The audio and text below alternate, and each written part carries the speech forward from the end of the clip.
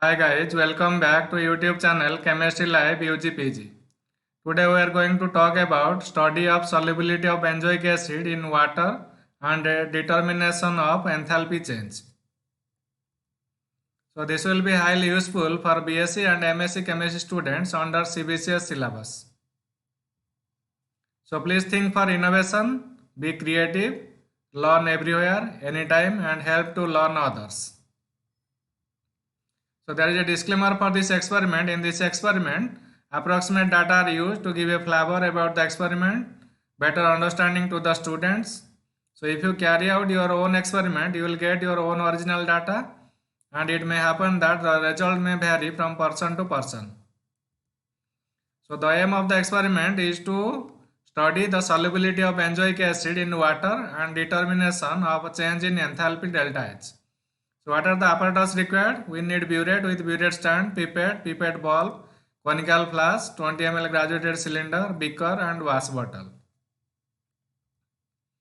So what are the chemicals required? We need benzoic acid and 0.1 molar sodium hydroxide and indicator phenolphthalein. So what is the theory or basic principle behind this experiment? So the amount of solute that dissolves in 100 ml of solvent at a given temperature is called its solubility S.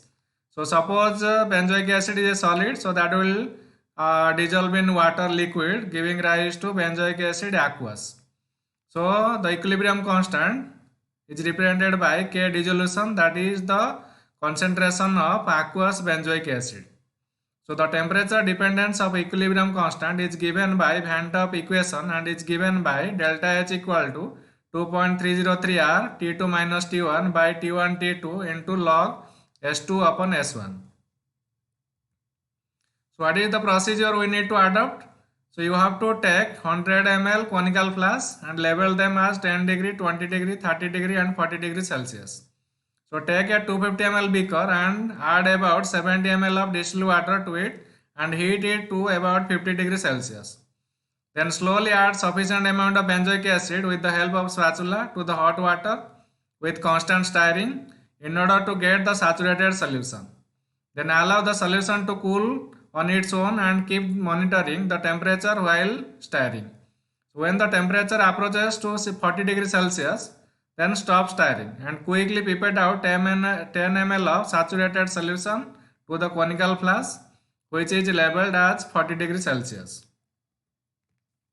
When the temperature comes down to 30 degrees Celsius, 20 degrees Celsius and 10 degrees Celsius, pipette out each time 10 ml of solution to the conical flask as labeled.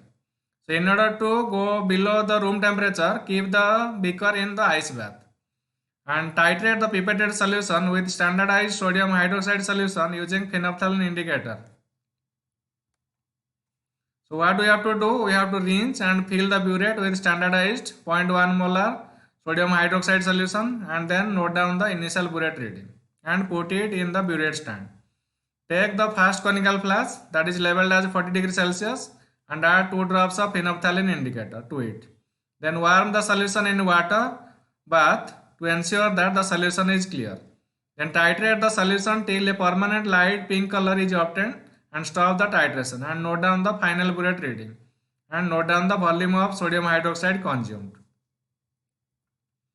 Similarly, the titration was repeated with the remaining conical flask containing benzoic acid solutions withdrawn at other 3 temperatures 30 degree, 20 degree and 10 degree Celsius at different temperatures, and each time you note down the initial burette reading and final burette reading in each case.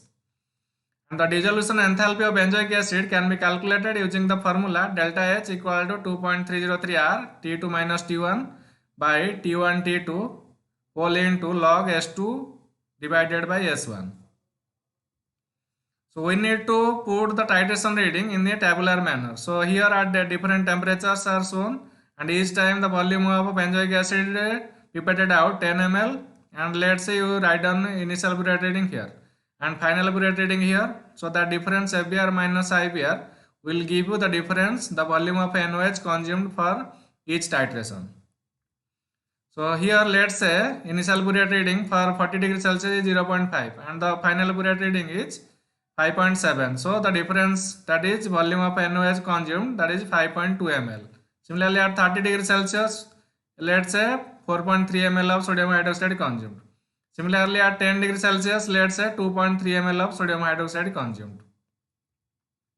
So while coming to calculation, the determination of concentration or solubility of benzoic acid at different temperatures. So at 40 degrees Celsius, let's say the volume of NOH used 5.2 ml, let's say that is P1, and molarity of NOH used 0.1 m, so that is M1, and volume of benzoic acid used 10 ml, B2, and molarity of benzoic acid, that is, let's say X molar, so M2. So by using molarity equation B1M1 into B2M2, we can find out the value of X.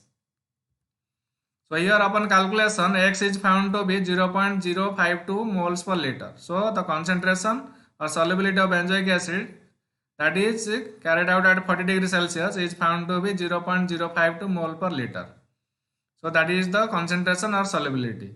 Similarly, at 30 degree, 20 degree and 10 degree, each temperature calculation was carried out and it was found that 0.043, 0.032 and 0.023.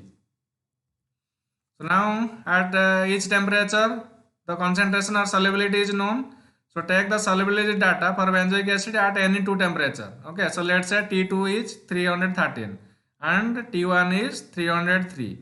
And the solubility data 0.052 and 0.043, that is also known. So if and R value is 8.314 joule per Kelvin. So now if we put all these data, we can find out the change in enthalpy. So here we put the value. So delta H1 found to be 1.65 into 10 to the minus 4 joule per mole. Similarly, if we put the value T2 as 303 and T1 as 293, so delta H found H2 found to be 2.75 into 10 to the minus 4 joule per mole. Similarly, if we take T2 as 293 and T1 as 283 Kelvin, so delta H3 found to be 3.28 into 10 to the minus 4 joule per mole. So in conclusion, the solubility of benzoic acid are found to be 0.052, 0.043 and 0.032 and 0.023 mole per liter for 40 degree, 30 degree, 20 degree and 10 degree respectively. And the average change in enthalpy, so we need to take the average of each enthalpy, found to be 2.56 into 10 to the minus 4 kilojoule per mole. So I will be happy if you guys subscribe to our channel Chemistry Live UG and PG. So this is also available in the website www.chemistryliveugpg.com and you get some knowledge. So this is a simple step towards e-learning, making life better. Thank you all for learning.